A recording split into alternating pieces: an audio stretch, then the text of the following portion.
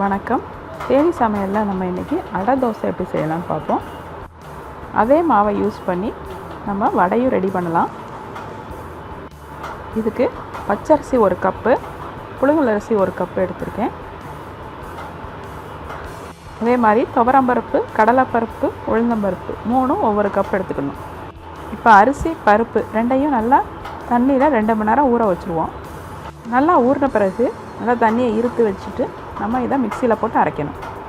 ஒரு 7 வத்தல், ஒரு 4 பிஞ்சு கட்டி பெருங்காயம் மிக்சியில் எடுத்துடணும்.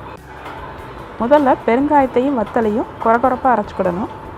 அதுக்கப்புறமா நம்ம ஊற வச்சுருக்கிற அரிசியையும் பருப்பையும் இதோடு சேர்த்து அரைச்சிக்கிடணும். இப்போ தண்ணியை இருத்து பருப்பையும் அரிசியும் சேர்க்குறோம். இதோட தேவையான அளவு உப்பு சேர்த்துக்கலாம்.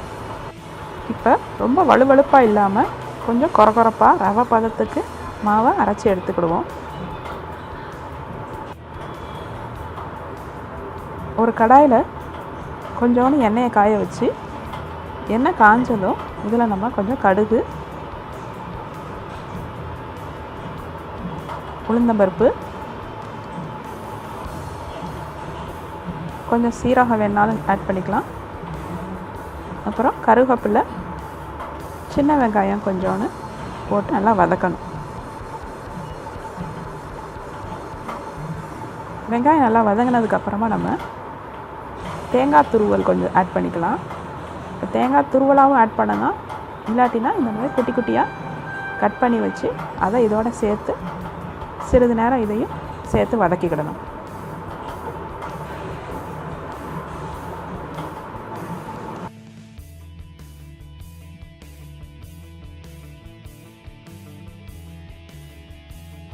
இப்போ நம்ம தாளித்தம் பண்ண ஐட்டத்தை எல்லாத்தையும் மாவில் கொட்டி நல்லா ஒன்று போல் கலக்கி விட்டுறணும்.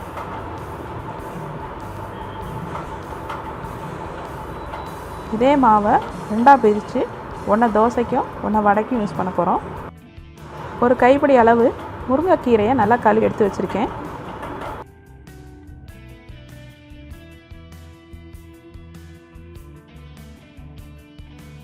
முருங்கைக்கீரையை இப்போ மாவில் கலந்து நம்ம நல்லா மிக்ஸ் பண்ணிடுவோம்.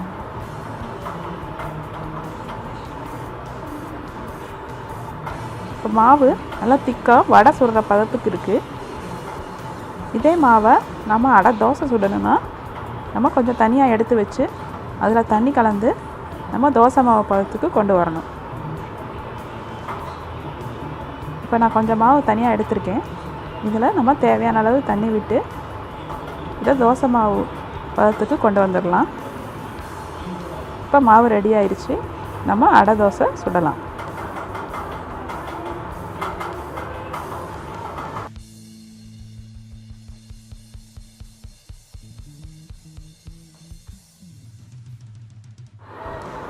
ஒரு தோசைக்கல்லை நல்லா காய வச்சு அது காஞ்சதும் நம்ம மாவை நல்லா இந்த மாதிரி விரித்து விடணும்.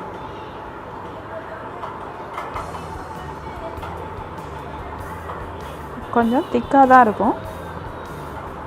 ரொம்ப தின்னாக வேணும்னா நம்ம இன்னும் கொஞ்சம் தண்ணி கலந்து இழுத்து விடணும். நெய் அல்லது எண்ணெய் விட்டுக்கிடலாம். கொஞ்சம் மீடியம் ஃப்ளேம்லேயே வேக வைக்கணும்.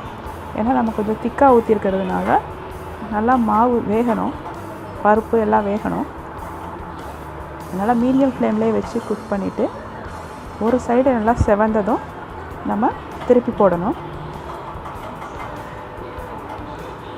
இன்னொரு பக்கமும் இதே மாதிரி நல்லா சிவந்து வந்ததுக்கப்புறமா நம்ம தோசையை எடுத்துடலாம்.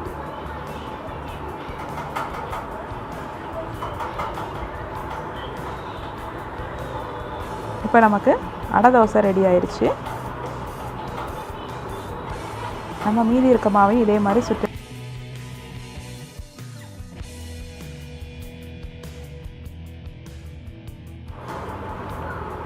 எண்ணெய் நல்லா காஞ்ச பிறகு இப்போ நம்ம ஒரு குழிக்கரண்டியில் திக்கான மாவை எடுத்து கொஞ்சம் கொஞ்சமாக இந்த மாதிரி ஊற்றணும்.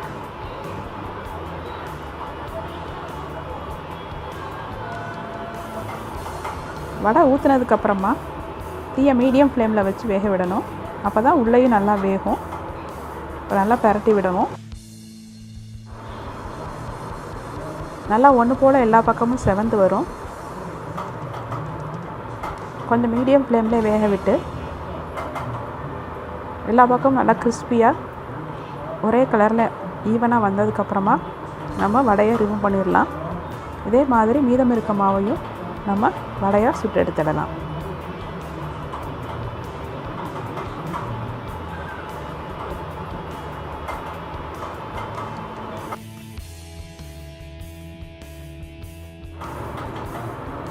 இப்போ நம்ம வடையை ரிமூவ் பண்ணிடலாம். நீங்களும் இதே மாதிரி செஞ்சு பாருங்கள்.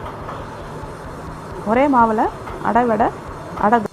இந்த வீடியோ உங்களுக்கு பிடிச்சிருந்தா சேனல் சப்ஸ்கிரைப் பண்ணுங்கள், வீடியோவை லைக் பண்ணுங்கள், ஷேர் பண்ணுங்கள். தேங்க்யூ.